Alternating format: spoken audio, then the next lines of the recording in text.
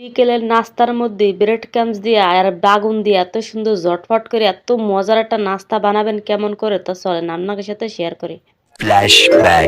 আসসালামু আলাইকুম বাডি বুনটা আপনারা অগলি কেমন আছেন? আশা করি জুলার ভালো আছেন, মুই আছি মহুতির ভালো ভালো টেলাই চলে এসে আপনাকে ধরে মারাত্মক একখান রেসিপি নিয়ে। এখন হালকার মধ্যে গর্জিয়াসভাবে দেখা দিচ্ছে, আপনারা রোজা রমজানও কিন্তু এরমভাবে বানায় নাস্তা হিসেবে রাখতে পারেন, মানে ইফতার হিসেবে রাখতে পারেন, বুঝছেন নি?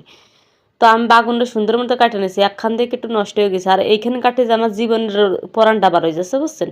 আর একটা কথা আছে কি, আমি ভিডিও করার সময় লাইট জ্বালাতে আমার মনে ছিল না, এই জন্য একটু কেমন ধরনের আসতেছে, বুঝছেন নি? তা আপনারা একটু চোখ ফুটাই দেখে নেবেন, বুঝছেন, কোনো সমস্যা নেই। তাই পানির মধ্যে ভিজাইতে আমি লবণ কেন দিয়েছি জানেন? লবণ দিলে আছে নরম হয়ে যায় আর আপনার কষ্ট আছে উঠে দেয়, দেখছেন কত কালা পানি আপনাকে দিয়ে দেবেন।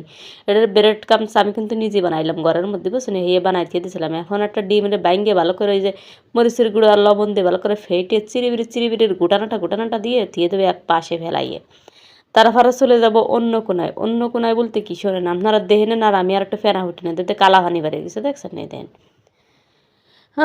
না ঘন কথা পরে কোন উপকরণ কি দিচ্ছে না খালি বলবেন কেমনে, তা ধনে গুঁড়ো, জিরে গুঁড়ো, মরিচের গুঁড়ো, তারপরে আছে আপনার কি কয় ওই যে মানে লবণ, সব কিছু আপনাকে দিয়ে টিয়ে বসেন ভালো করে জাহে জুয়ে নেবেন মাহাইয়ে। মাহাইয়ে রেস্টে থিয়ে দেবেন, ওটার বাড়ি হাফাই গেছে তো জাকা হয়, সেই জন্য ওটার রেস্টে থিয়ে দেবেন, ওই এক কোনায় ফেলাই দিয়ে দেবেন। পরে চলে যাবেন বাকিটায় যাইবেন কি শোনেন আমি কইতেছি, এই যে আটা নিছি, বুঝছেন, একটু আটা নিছি, তার মধ্যে দিয়ে দিছি এই যে কর্নফ্লাওয়ার।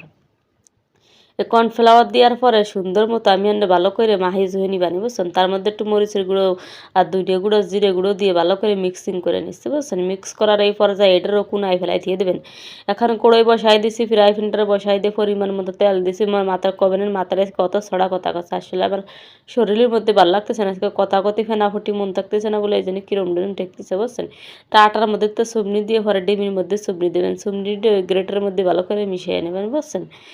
আর পাউরুটি দিয়ে আমি বানাই রাখছিলাম, বুঝছেন, ওই সেই 1971 সালের পাউরুটি, যে এলিয়ান বিটা অসুস্থ হল না, হাসপাতালে ভর্তি ছিল, সরকারি রুটি দিয়েছিল, হেয়ে দিয়ে কিন্তু আমি বানাই রাখছিলাম না, হেয়ে এখনও ভালো আছে, বুঝছেন নি।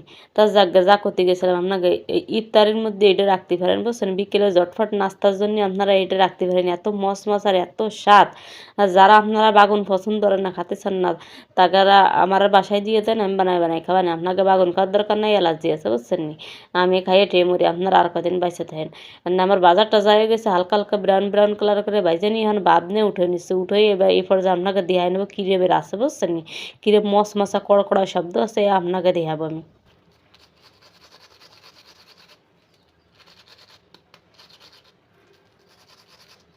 দেখছেন কি সুন্দর একখান শব্দ হলো, মারাত্মকভাবে এখন খসখস শব্দ হলো, এখন বাইঙ্গে দিয়ে আছে দেন, ভিতরে কিন্তু একটুও কাঁচা নাই, মশলাও কিন্তু সুন্দর মতো ঢুকে গেছে, সাবান দিলেই বোঝা যাচ্ছে কতটা স্বাদ হয়েছে।